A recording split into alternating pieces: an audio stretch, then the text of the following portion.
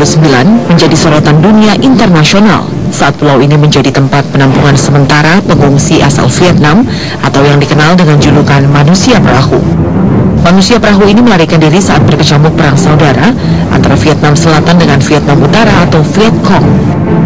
Perang yang tak kunjung usai membuat gelombang eksodus warga Vietnam Selatan ke berbagai negara tetangga seperti Filipina, Malaysia, dan Indonesia semakin tak terbendung. Melalui jalur laut, manusia perahu ini mengarungi lautan tanpa arah yang jelas sampai akhirnya terdampar di Kepulauan Riau, Tanjung Tuba, Kepulauan Natuna, Pulau Galang, dan pulau kecil lainnya yang tak berpenghuni menjadi tempat mereka mengungsi. Kamp pengungsi di Desa Sijantung terletak di atas bukit seluas 80 hektar. Setidaknya 250.000 pengungsi Vietnam menggunakan perahu menuju tempat ini. Terbagi dalam beberapa kelompok, biasanya ada 40 hingga 100 orang pengungsi dalam perahu tersebut. Kehadiran manusia perahu disadari pemerintah saat itu bernilai strategis. Presiden Soeharto mengeluarkan kebijakan atas dasar kemanusiaan sembari mengantisipasi ekses kehadiran pengungsi yang berpotensi mengancam stabilitas keamanan dalam negeri.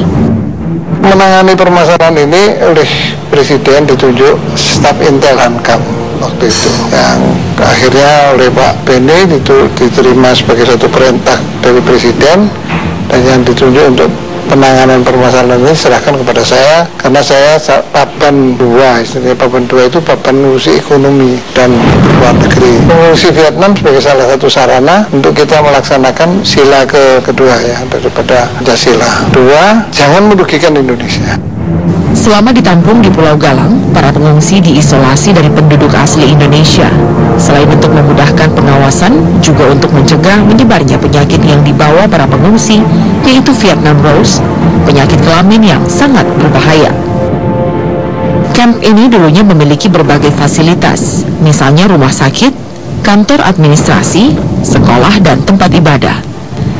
18 tahun digunakan sebagai kamp pengungsi, tahun 1997, akhirnya PBB secara resmi menutup tempat ini.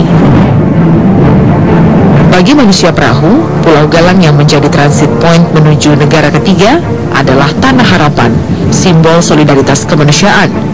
Operasi Pulau Galang sekaligus membuktikan Indonesia memiliki komitmen tinggi dalam meningkatkan nilai kemanusiaan yang dinilai penting dalam sejarah peradaban modern di Asia Tenggara.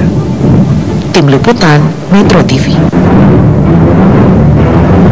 Baik pemirsa, 811 masih akan kembali dengan informasi lain, di antaranya ada dugaan ditemukan beras plastik di wilayah Bekasi, Jawa Barat. Selengkapnya kami akan hadirkan sesaat lagi. Berikut dengan wawancara kami dengan Sudaryatmo dari Yayasan Layanan Konsumen Indonesia atau YLKI. Kemudian air zam-zam kini giliran salah satu bahan pokok, yaitu beras yang diduga ini terbuat dari bahan sintetis. Nah, saat ini saya berada di Bekasi, Jawa Barat, tepatnya di kawasan Mutiara Gading, dan di sini salah satu warganya yaitu Ibu Dewi diduga membeli beras yang diduga beras tersebut ini terbuat dari bahan sintetis.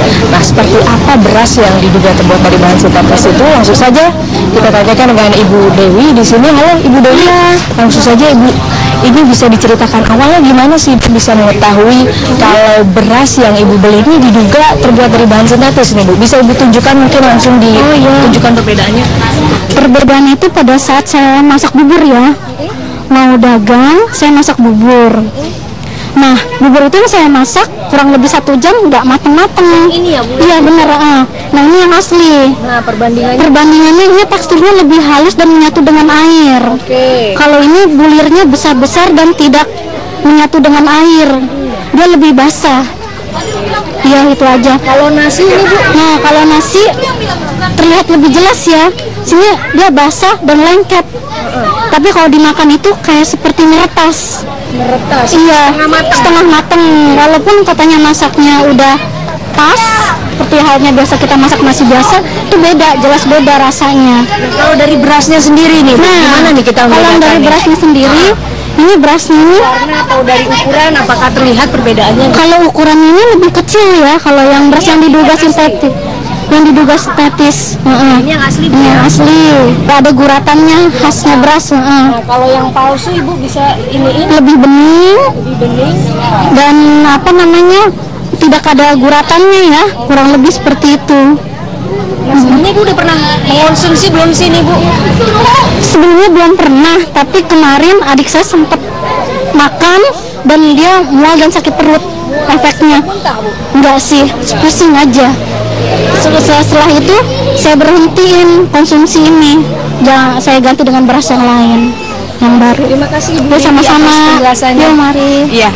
Ya, nantinya Badan Pengawasan Obat dan Makanan akan mendeteksi secara langsung apakah benar bahwa beras ini termasuk dalam beras yang diduga terbuat dari bahan sintetis atau tidak. Dari Bekasi, Jawa Barat, Anita Rusian, Irfan Januari, Metro TV. Ayo lanjut, apa yang